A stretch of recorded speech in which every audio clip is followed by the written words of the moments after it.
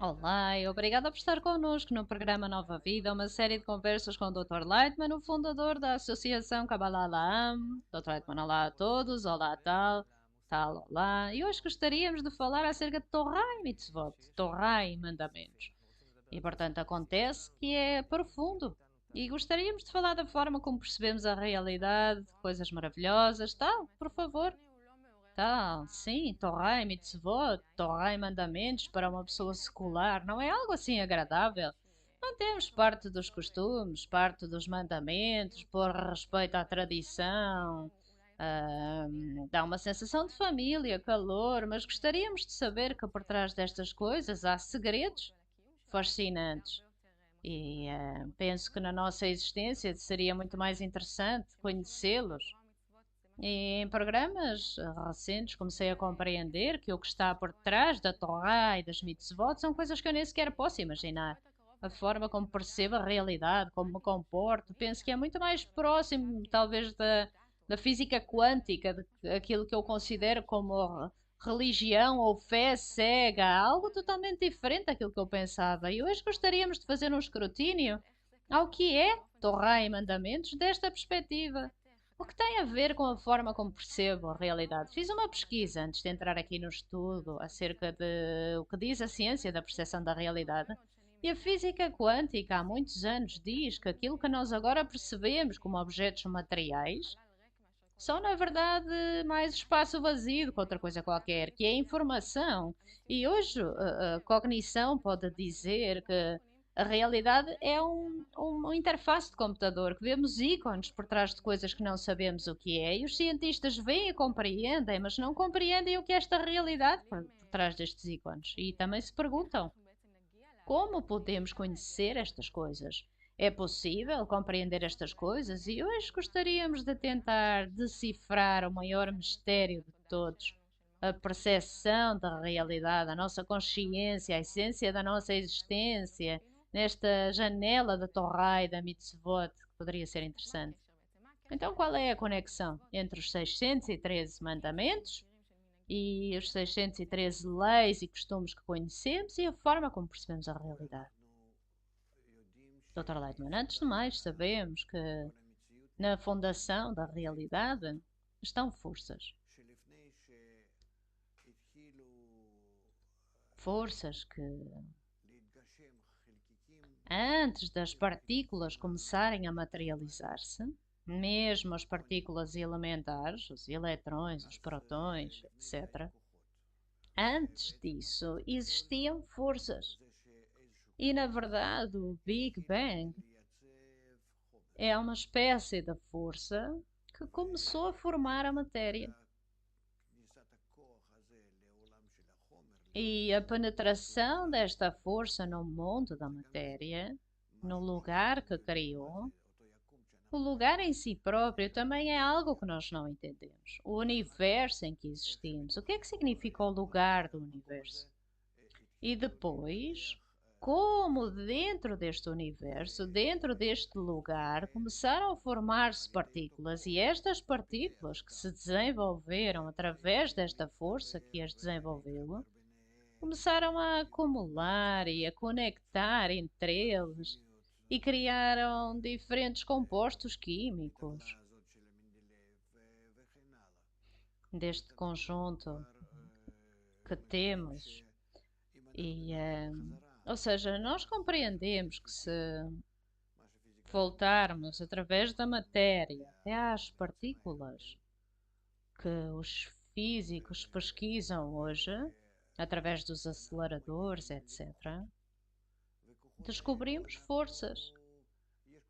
E estas forças, existem estas tais forças que podemos pesquisar, são as forças deste mundo, e não são forças que vieram antes da matéria, mas depois da matéria, ou seja, a matéria que já existia criou campos especiais, campos eletromagnéticos, campos de rejeição ou gravitação, etc. E portanto, nós sabemos como pesquisar todas estas coisas que vieram depois da criação do universo, que é a criação da matéria e os resultados da matéria, que são as suas forças. Mas as forças que vieram antes da matéria, isto é algo que não conhecemos. É algo que não podemos alcançar através da ciência, simplesmente porque nós não temos a capacidade de o perceber. A nossa percepção da realidade está construída daquilo que nós somos feitos.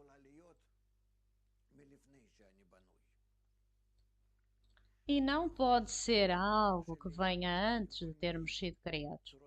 Posso brincar com o meu intelecto, com as diferentes formas como o intelecto percebe a realidade, mas tenho que dizer que tudo isto já veio de coisas que estavam pré-feitas, que já existiam. E também posso descobrir coisas muito interessantes, coisas especiais, mas ainda estão dentro dos limites da psicologia, não podemos usá-las. E se podemos, é apenas de uma forma muito limitada, porque está relacionado com a ciência e com a matéria. Ou seja, não podemos sair da matéria, quebrar este limite da matéria. E se queremos falar das forças que estão acima da matéria, que precedem a matéria, que controlam a matéria, que nos controlam a nós e, obviamente, a Terra e tudo que nela existe, é onde nós somos apenas uma pequenina parte do universo. Pensamos que somos algo sublime, grande, forte. Claro que não.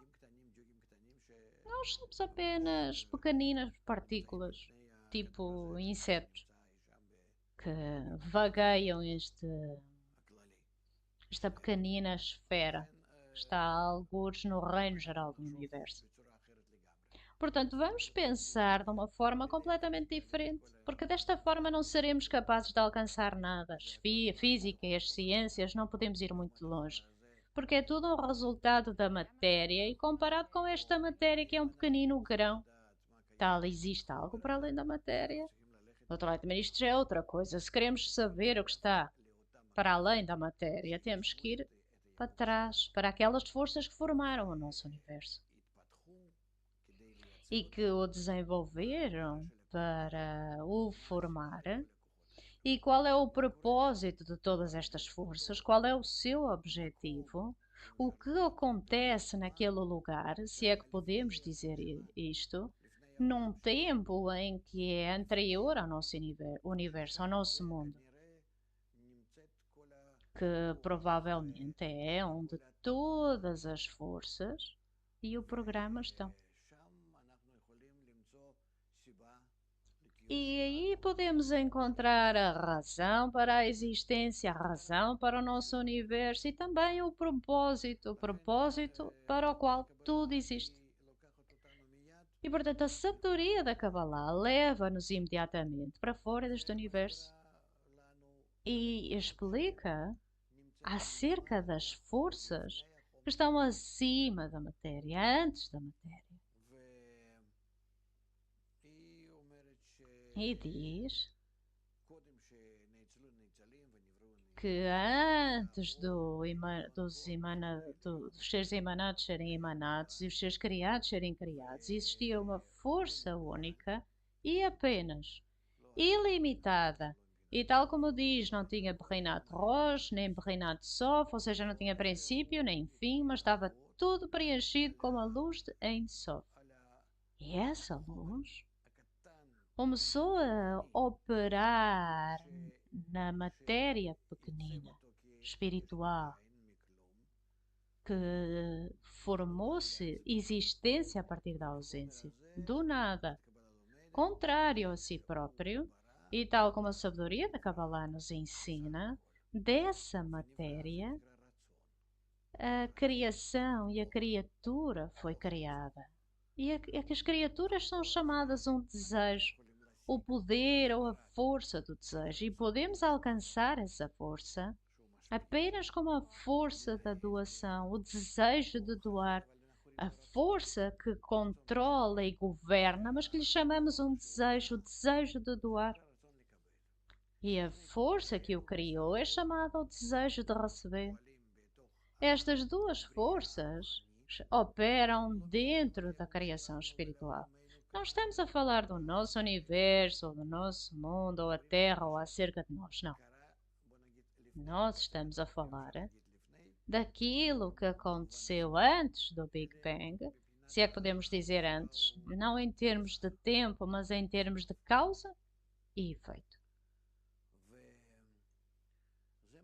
E isto é o que a sabedoria da Kabbalah nos ensina, ou seja, a sabedoria da Kabbalah pesquisa através dos cabalistas que, através de uma técnica muito especial e interna, não aquela que os físicos têm, como microscópios e telescópios e matemática e assim sucessivamente, é um nível completamente diferente da pesquisa, uma pesquisa interna dentro do homem. Podemos realizar diferentes ações através das quais nos tornamos uma parte inseparável desse processo,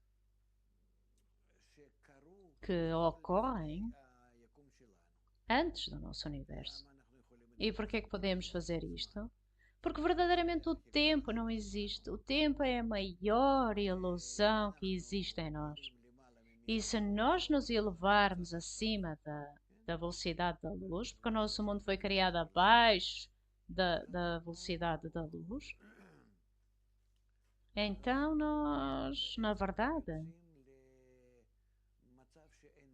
entramos num estado em que o tempo não existe tal como o conhecemos, mas o que temos lá é o tempo espiritual, que é causa e consequência.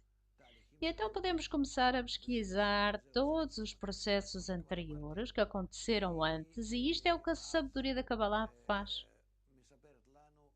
E então diz-nos como destas duas forças, a primeira força e a força positiva chamada luz, e a outra força que a luz criou, que é a força do desejo de receber, que é chamada escuridão, como através destas duas forças o mundo espiritual é formado. E ele em si próprio está dividido em 5 submundos, que são chamados Adam, Kadmon, Atzilut, Beriah, Yetzirah e Asiah, e dentro deles muitos outros sistemas que estão interconectados entre eles de forma ideal, em que se complementam um ao outro, e o que constroem é uma forma unânime e especial chamada o mundo de Ein Sof, o mundo do infinito ilimitado. Claro que não estamos a falar da distância, porque a distância existe apenas no nosso mundo, no nosso universo. É um mundo de qualidades, onde dentro deste reino, o espaço, existem apenas duas qualidades, recepção e doação. E na medida em que estas duas qualidades estão conectadas entre elas, nessa medida, nós examinamos este mundo espiritual superior e começamos a ver ali, a identificar diferentes formas, níveis, o que chamamos partes do fim, mundos, diferentes ações. Mas no fundo, para abreviar, existe algo muito simples aqui. Estas duas forças que formaram o mundo espiritual, com uma quantidade infinita de resultados destas duas forças, a força da recepção e a força da doação, o seu objetivo, enquanto um total desenvolvimento, é criar uma criatura especial chamada um ser humano, Adam, em hebraico, neste mundo, com respeito a nós. E neste mundo, quando passarmos o desenvolvimento através dos diferentes níveis da matéria e da forma como os níveis foram formados, e não a terra, mas a vida do inanimado, vegetativo, animal, e nós, como resultado de toda esta corrente, estamos formados na terra. Então, no nosso desenvolvimento, vamos alcançar o reconhecimento de que avançamos apenas através de uma força. Uma força má, a força da recessão, a força da escuridão, uma força escura, negra. E nós vamos alcançar o estado em que já não vamos ser capazes de existir baseados apenas nesta força. E isto é o que acontece hoje. Estamos a começar a reconhecer que vivemos num mundo completamente baseado na força do ego, na força da recessão, e existimos de uma forma em que ninguém considera todos os outros e todos querem beneficiar, ter alegria à custa dos outros. Não queremos saber porque vivemos uma vida animal, não queremos nada superior a isto. E apenas os problemas e os sarilhos e neste nível simples e corpóreo, estes problemas precisam que comecemos a pensar como podemos ser salvos de todos estes problemas e sarilhos e ameaças que vemos a virem na nossa direção. E então, por um lado, vemos como resultado das dezenas de anos do nosso desenvolvimento, em que alcançamos um estado em que somos grandes egoístas, e por outro lado já estávamos capazes de ver que este ego é uma força destrutiva e se tomarmos conta dele não precisamos de resolver mais nada porque controla a nossa vida e está-nos a levar na direção da devastação. E portanto podemos usar a sabedoria da Kabbalah, um método que explica todo este desenvolvimento e a razão pela qual nos desenvolvemos desta forma, porque é que fazemos parte deste desenvolvimento, onde para além da força negativa em que estamos imersos, temos que atrair a força positiva. E a força positiva desperta-nos e alcança-nos. E está à nossa disposição na condição que realmente queremos usá-la de uma forma positiva, para conexão. E portanto, a força negativa é a força que distancia, como o nosso ego, como funciona. Estamos prontos para aproximar alguém, mas apenas para o explorar. Parece que o estamos a aproximar, mas estamos a empurrá-lo ainda mais para longe.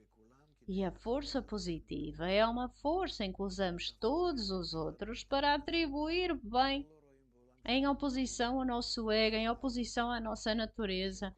Nós vemos no nosso mundo nenhuma manifestação da força positiva de forma alguma.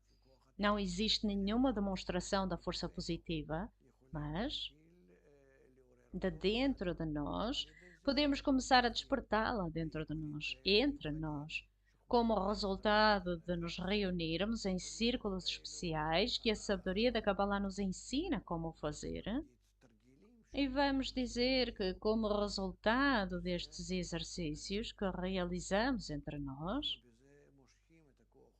nós atraímos esta força positiva, a força do bem, aparece entre nós e através disto podemos equilibrar-nos entre a força do bem e do mal.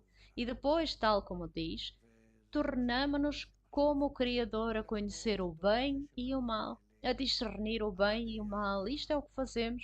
E depois todas estas forças boas que nos alcançam como resultado do tipo de conexão certa entre nós, como resultado de estudar o que os cabalistas escreveram acerca desta força e da forma como funciona, é como atraímos para nós, que nos desperta e aparece e torna-se revelado. Essa boa força é chamada Torá, da palavra hebraica Or, luz. Esta é a luz que falou no início. O Deitman sim tem diferentes modos, em vários níveis, e corrige o nosso ego.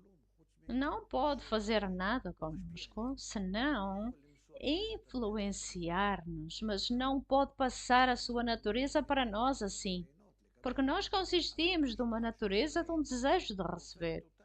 E através da sua influência em nós, inverte a nossa natureza que costumamos beneficiar para benefício próprio, em que começamos a fazer bem aos outros. Isto é algo que não conseguimos compreender no nosso mundo e que não existe no nosso mundo, mas existe alguma força opera em nós e começamos a gostar de dar, de doar. E até podemos dizer que no nosso mundo temos estes exemplos. As pessoas fazem bem às outras pessoas, trabalham em hospitais, tomam conta dos idosos, etc. Salvam os animais, Greenpeace. Não, eles estão a fazê-lo porque estão construídos desta forma no seu ego. É uma expressão egoísta.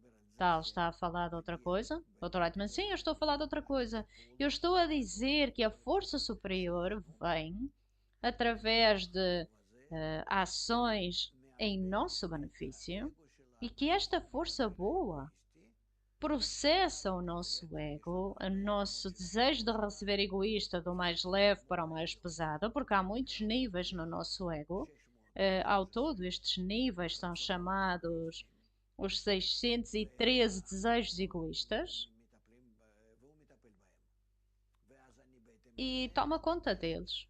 E desta mesma forma, usamos estes desejos em vez de receber e ter prazer e extrair dos outros, usamos estes desejos para dar, para doar, para amar. E esta inversão na forma como usamos estes 613 desejos, chamados Tariag Retzonot, 613 desejos de beneficiarmos através deles, que é a chamada Klipá, o ego. Quando os transformamos em doação, isso chama-se cumprir os mandamentos. E esta ação é chamada Lahzor Bet Shuvah, em hebraico, que significa arrependimento, que significa que voltamos a essa boa força que é a origem de toda a criação. E quando começamos a fazer isso connosco próprios, e invertemos as nossas ações de recepção para doação, dessa mesma forma, na medida em que podemos, nesses desejos corrigidos, começamos a ver dentro destes desejos fenómenos chamados o mundo superior. E o fenómeno que ainda não corrigimos, aí estamos num fenómeno em que vemos o mundo inferior, que é o mundo comum, o nosso mundo comum. E isto é como nós, na verdade, temos de passar, com a ajuda da força superior, passar da realidade que alcançamos agora para a realidade superior espiritual. E no nosso mundo, dessa mesma forma, vai desaparecer de nós. Vai desaparecer porque paramos de o sentir. E o que é interessante acerca disso é que essas pessoas que trabalham nisso e que o alcançam, aquilo que elas alcançaram durante a sua vida aqui, porque neste mundo também existimos em corpo, com o nosso corpo animalístico, no nível animal, matéria viva, nós consistimos de matéria viva, tal como qualquer outro animal. Então, na medida em que alcançamos o mundo espiritual, permanecemos nele. E é como se continuássemos a nossa existência depois de morrermos deste mundo, depois dele morrer. E então não existimos de uma forma completamente egoísta, mas essa forma de dar, essa forma altruísta, mas apenas a forma egoísta, perdão, a forma altruísta, existimos e sentimos este mundo porque é um mundo eterno. Não há tempo, espaço, movimento, tal como na corporeidade. E para realizar as correções, para continuar a existência corpórea, voltamos à existência corpórea, nascemos e desenvolvemos para completar esta correção, uma e outra vez, tantas vezes quantas precisarmos. Eu gostaria de conhecer melhor este mundo corpóreo no qual existimos, que entendemos, e a única coisa que entendemos, porque vemos tantos detalhes e pessoas.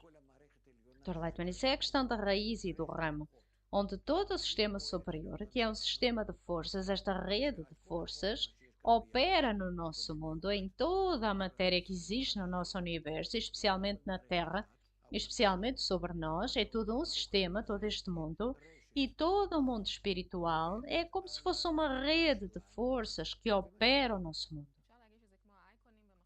Tal é possível dizer que é como os ícones num computador, por trás do qual existem algoritmos e fórmulas? Dr. Reitman, claro que sim. Mas eu não quero que as pessoas se confundam entre os dois, porque parece-me que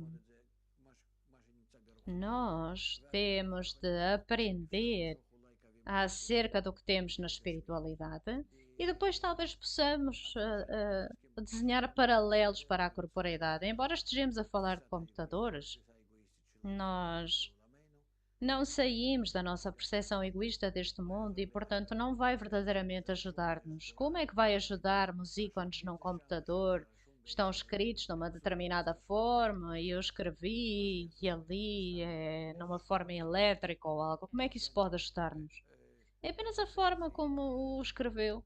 Ou então fazemos-lo com um martelo e um cinzel numa rocha e escrevemos ou escrevemos num computador. Não há diferença. Escrevemos a nossa informação. E portanto não muda. E portanto podemos usar a nossa informação de diferentes formas. Não importa. Talvez seja apenas uma metáfora para enfatizar que estamos numa realidade imaginária por trás da qual, Dr. Leitman, certo, não temos necessariamente de tirar exemplos de computadores, temos exemplos do nosso mundo. Temos exemplos suficientes para isso.